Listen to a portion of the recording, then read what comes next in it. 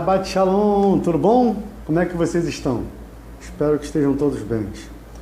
Bem, hoje, mais um dia do nosso trabalho, do nosso grupo Teshuva Torá, mais um vídeo dos nossos estudos, da nossa apostila.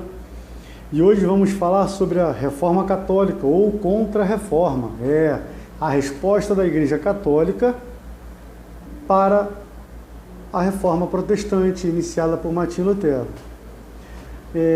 Essa reforma católica ou contra-reforma, ela tentou fazer com que os reformadores da época perdessem seu crédito, já que eles estavam brigando contra uma grande potência, que era a Igreja Católica na época.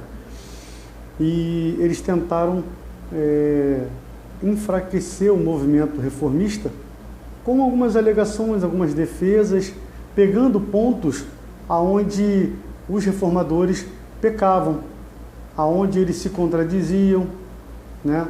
Então, a Igreja Católica da época, ela gerou este movimento chamado Contra-Reforma ou Reforma Católica, fazendo com que as pessoas vissem a Igreja Católica como de fato fosse o padrão correto de adoração a Deus. Então, eles tentaram mexer com o brio, né, com a força da Reforma Protestante. Bem, como sempre, antes de iniciarmos, venho aqui agora trazer uma pequena palavra que nós temos no livro de Judas, né, capítulo 1, versos 20 e 21, e ele diz assim: mas vós, amados, edificando-vos a vós mesmos sobre a vossa santíssima fé, orando no Espírito Santo, conservai-vos a vós mesmos no amor de Deus, esperando a misericórdia de nosso Senhor Yeshua HaMashiach para a vida eterna. Veja bem, nesta carta de Judas, ou Yehudá, que é irmão de Jacó, Tiago, irmão de Yeshua, nosso Messias, segundo a carne, nós vemos que Yehudá, né, Judas, ele busca aconselhar a igreja, né, busca nessa carta aconselhar os irmãos que tinham a fé em Yeshua, sendo Messias, e que por algum motivo, devido a enxertos, né, dentro das igrejas, dentro das comunidades, de pessoas ruins, com objetivos contrários aos ensinos de Yeshua, tentando corromper a comunidade. Então, Yehudá, nesse momento, ele escreve esta carta de exortação, chamando as pessoas para o compromisso e para que as pessoas não perdessem a sua fé. Pois é, houve um momento onde as comunidades messiânicas, né, os judeus messiânicos da época, que aprendiam diretamente dos discípulos, eles tiveram momentos que eles perderam a sua fé.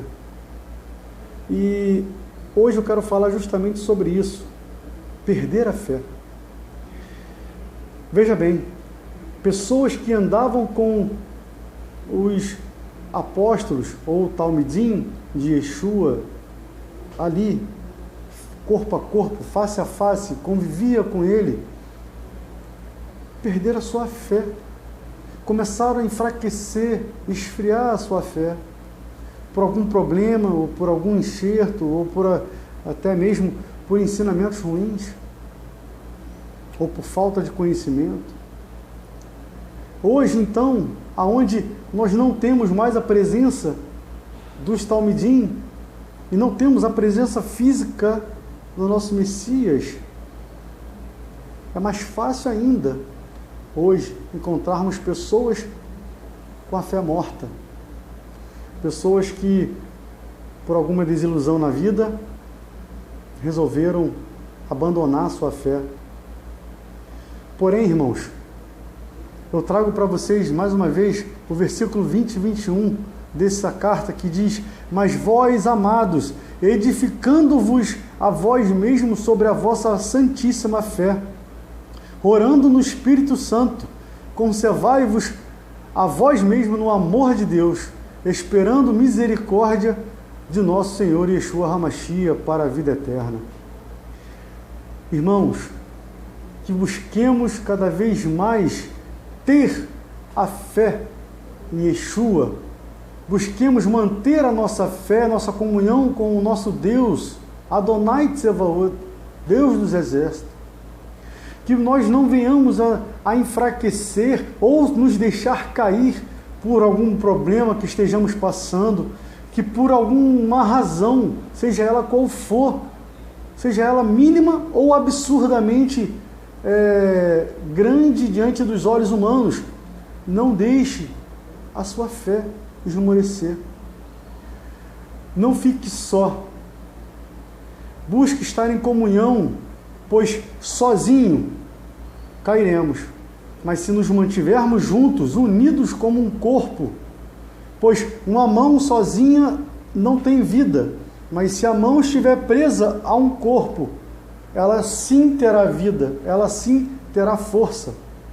Portanto, irmãos, que venhamos a estar cada vez mais unidos no mesmo propósito, servir a Hashem e ao nosso Messias Yeshua. Não ande só.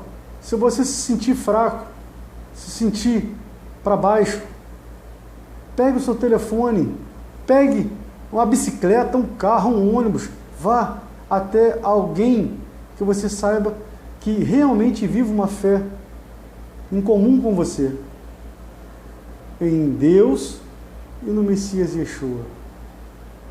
Não sinta vergonha de falar o seu problema para aquele irmão que é mais próximo de você, ou pelo menos peça para que os irmãos orem por você, pois com certeza você estará cada vez mais fortalecido e passará pela dificuldade com toda a bravura que um filho de Hashem passa. Te falo isso, desejo isso, pois também é para mim essa mesma lição que a palavra nos ensina. Estejamos sempre juntos em prol do nosso Deus e do nosso Messias Yeshua. Que assim estejamos sempre, em nome de Yeshua. Amém. Pois bem, vamos iniciar o nosso estudo da semana, a Reforma Católica ou Contra-Reforma. Ela está na página 80 da nossa apostila, Teshuvah LaTorá. Tópico 4, finalizando, Baruch Hashem, o tópico 4. Iniciamos assim. Em meados do século XVI, o crescimento sólido do protestantismo suscitara uma reação poderosa da Igreja Romana. Começando com Paulo III, os papas direcionaram esforços de toda a Igreja para represar a revolta protestante, corrigir os abusos eclesiásticos mais gritantes, codificar o ensino eclesiástico normativo contra os hereges e cismáticos protestantes e recuperar territórios perdidos. Essa reação defensiva à ameaça protestante é chamada de Contra-Reforma. Contudo, essa denominação não serve para todos os fatos e, tomada isoladamente, conduz a um retrato histórico parcial, pois, ao lado dessas respostas negativas ao protestantismo, pode-se observar movimentos espontâneos de reforma católica que ou antecederam a reforma protestante ou se originaram independentemente dela. Esses movimentos, no geral, estão em continuidade com os esforços do fim do período medieval, que buscavam renovação religiosa pessoal e reforma institucional, conforme evidenciado em fenômenos como a devotia moderna, conciliarismo, humanismo cristão, pregação penitencial, programas de reforma monástico, oriundos dos meios observantes e a fundação de fraternidades religiosas. Sob essa luz, pode-se falar de uma reforma católica autóctone do século XVI, centrada na esperança de alcançar uma reforma completa na cabeça e membros. Com toda probabilidade, entretanto, essas correntes de renovação espiritual não teriam conseguido o apoio ativo de papas e prelados. Não teria sido institucionalizadas, por assim dizer, não fosse o profundo choque provocado em toda a igreja pela reforma protestante. Ademais, a necessidade urgente de conter e contra-atacar o protestantismo delineou em grande parte o curso do qual transcorreria as correntes. Portanto, reforma e contra-reforma católicas estiveram intimamente unidas. A Espanha tornou-se a nação líder na obra da contra-reforma, uma vez que o nacionalismo e a religião tinham se unido através de Isabel de Castela e Fernando de Aragão para unificar e consolidar o Estado espanhol, o que foi responsável pela expulsão dos mouros e dos judeus. Foi na Espanha que a Inquisição se organizou em 1480 e se constituiu sob a liderança de Tomás de Torquemada em um órgão de extermínio dos hereges. Foi também um espanhol, Inácio de Loyola, o fundador da Companhia de Jesus, o cardeal Ximenes, outro espanhol, introduziu o estudo das escrituras entre o clero formado pela Universidade de Alcalá, tendo sido ele o primeiro a possuir o Novo Testamento grego impresso. A Itália também teve um papel fundamental na reforma e contra-reforma católica. Durante os últimos anos do século XV e o primeiro quartel dos 16, foram estabelecidos na Itália muitas fraternidades religiosas ou oratórios. Estas associações, meio leigas, meio clericais, eram dedicadas ao cultivo de uma intensa piedade pessoal e à realização de obras de caridade, especialmente o cuidado dos órfãos e dos incuráveis, pessoas sofrendo com a nova doença sífilis. A mais famosa dessas associações, de caráter predominante leigo, foi o Oratório do Amor Divino, fundado em Gênova, 1497. A mais importante dessas novas ordens religiosas, fundadas na Itália no século XVI, e atrás apenas dos jesuítas em termos de influência, foi a dos capuchinos, assim chamados por causa de seu distinto hábito rústico com um capuz de 4 pontas, ou capúcio. A ordem foi fundada em 1525 e 1528 por franciscanos observantes que queriam retornar à letra da regra original de São Francisco. Daí, eles se comprometeram com a pobreza absoluta, com a mortificação física extrema, com uma vida de oração ordenada, com a pregação itinerante de caráter moral e evangélico, simples e com obra de caridade entre os doentes e pobres. Estas forças de renovação religiosa emanaram principalmente da Itália e da Espanha, alcançaram um controle significativo do papado pela primeira vez durante o pontificado de Paulo III. Ele, quem autorizou a ordem dos jesuítas em 1540, estabeleceu a Inquisição Romana em 1542, aprovou o Índex em 1543 e promulgou a bula de 1544, convocando o Concílio de Trento, o qual foi aberto em 13 de dezembro de 1545 e durou com longos períodos sem sessão, até 4 de dezembro de 1563. Vemos aqui que a Igreja Católica, a Contra-Reforma, ela não foi unânime, né? Não teve um padrão só. Houveram, junto com essa Contra-Reforma, diversos movimentos de instituições católicas com o mesmo propósito, combater, né, os protestantes, mas cada um visando novamente o seu ponto de vista, a sua forma de prática, cultuar e tentando impor, de modo às vezes agressivo, a sua fé como sendo a correta. E vamos ver agora aqui o Concílio de Trento. É um concílio que foi basicamente a base da Contra-Reforma Católica.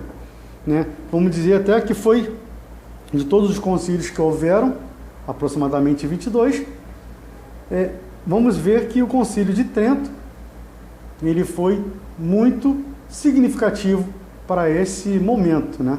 Essa contra-reforma. Sigamos. Paulo III queria discutir a doutrina da Igreja Romana, a reforma dos abusos clericais e a possibilidade de uma cruzada contra os incrédulos. Embora 255 clérigos assinassem os decretos finais, pouco mais de 75 estiveram presentes. A maioria das 25 sessões, a primeira série de sessões entre 1545 e 47 tratou das várias questões doutrinárias. O concílio declarou que não somente a Bíblia, mas também a Escritura canônica e os livros apócrifos da Vulgata de Jerônimo e a tradição da Igreja constituíam a autoridade final para os fiéis. A discussão da justificação pela fé terminou na decisão de que o homem era justificado pela fé e suas obras subsequentes, e não apenas pela fé. Os 7 sacramentos foram confirmados e os decretos sobre a reforma dos abusos eclesiásticos foram formulados. Durante a segunda série de sessões, entre 1551 e 52, o dogma da transubstanciação foi reafirmado e outras decisões sobre reforma foram tomadas. A série final de sessões de 1562 a 1563 ocupou-se com discussões detalhadas sobre outros sacramentos, regras sobre o casamento, decretos sobre o purgatório e outros assuntos da reforma. O controle do Papa sobre o concílio ficou evidenciado com o pedido de confirmação de seu trabalho por uma bula papal. Outra bula, promulgada em 1564, continha um sumário da fé, formulada no Concílio de Trento, e que ficou conhecido como Confissão Tridentina de Fé. Todos os sacramentos e professores todos os sacerdotes e professores tiveram que subscrevê-la, bem como os convertidos do protestantismo. Ao fazê-lo, a pessoa jurava também verdadeiramente obediência ao Papa. O significado real do concílio foi a transformação da teologia medieval escolástica em um dogma acabado para todos os fiéis. Ele impossibilitou qualquer chance de reconciliação com o protestantismo, porque os protestantes não aceitariam a autoridade da tradição no mesmo nível de autoridade da Bíblia. Promoveu, todavia, um maior padrão moral entre o clero pelas reformas apresentadas. Abriu seminários para formar ministros, preparou o Catecismo Romano de 1566 e adotou uma versão oficial da Bíblia, a Vulgata. Marcou o fim do conciliarismo e decretou o triunfo do absolutismo papal ou curial. Vemos que aqui eles tentaram, se organizar, criando seminários, faculdades teológicas, formando teólogos dentro do conceito deles, fazendo com que eles criassem um grupo de professores e teólogos debaixo das orientações dele. Vemos aqui que eles decretaram de forma definitiva a não comunhão com os protestantes a partir do momento que eles começaram a introduzir outras literaturas como sendo tão importante quanto a Bíblia, né? Coisa que o reformista eles brigavam o tempo todo, dizendo que somente a Bíblia era correta, era a única fonte de regra. Bem, vemos que aqui a Igreja Católica ela já está firmada nesse conceito e começa o processo de quê? De caça às bruxas, bem dizer, caçando as pessoas que eram contra eles. E então inicia-se o período de quê? De Inquisição. A Inquisição que iniciou na Espanha, ele começa a ganhar força e começa a tomar os rumos de uma maneira que ou a pessoa se convertia ao cristianismo da forma que eles queriam, ou eram julgadas e condenadas até a morte. Vamos lá, vamos a seguir a Inquisição e o Índex.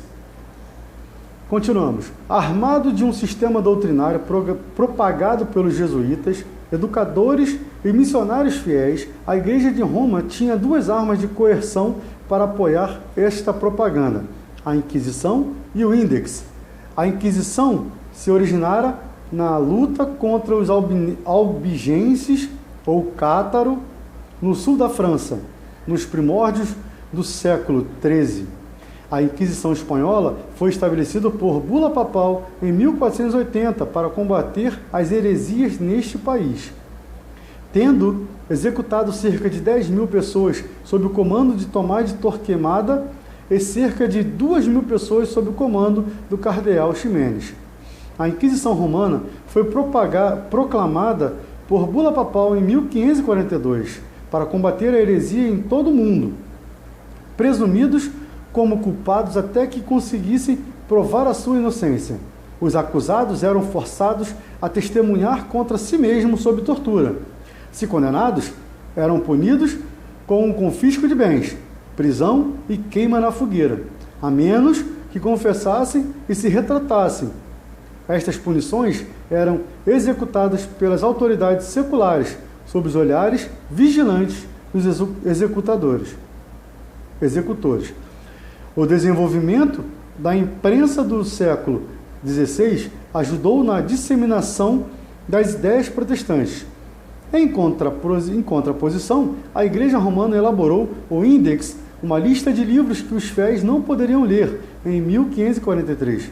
O Índex Romano de Livros Proibidos foi promulgado em 1559. Os livros de Erasmo e algumas edições das Bíblias protestantes constavam nesta lista. Uma congregação especial do Índex, criada em 1571, foi encarregada pelo Papa de manter a lista atualizada.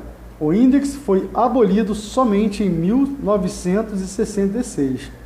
Veja, através desses conceitos de padrão correto, a igreja começa a sufocar, né, as pessoas, proibindo ler alguns tipos de livros, aonde abririam as suas cabeças. Pessoas não tinham mais a liberdade de ler, pois se lesse algum tipo de literatura que pudesse fazer com que ela mudasse seu pensamento, ou uma doutrina mais abrangente, mais liberal, aonde a pessoa teria a liberdade de se expressar, de falar ou de cultuar. Tudo isso foi abolido, porque a igreja queria o quê? Queria manipulação. É o que nós vemos até hoje em alguns segmentos, é uma manipulação. As pessoas seguem o que lhe é ensinado e não têm o estímulo dos seus líderes ou da sua liderança de buscar, de estudar, de verificar profundamente a veracidade do que lhe é passado. Portanto, até hoje existem aquele termo que o pessoal usa, massa de manobra, ou seja, alguns líderes, quer sejam religiosos ou não, seculares também, utiliza desse meio de massa de manobra, não incentiva a população ou o seu corpo de fiéis a estudar, a buscar, para que não abra a mente e veja os erros que estavam sendo transmitidos, e eles erroneamente ou por falta de conhecimento seguem sem pensar, sem cessar. Pois bem, esse tema hoje, contra a Reforma Católica, é um tema mais curto, porque nós não temos muito o que falar, pois o que eles tentaram? Eles tentaram combater aquilo que eles mesmos que promoveram, pois se uma vez a igreja tivesse seguido corretamente o padrão bíblico, não teria havido uma reforma protestante. Ou seja, uma publicação, uma exposição pública, melhor dizendo, dos erros da igreja.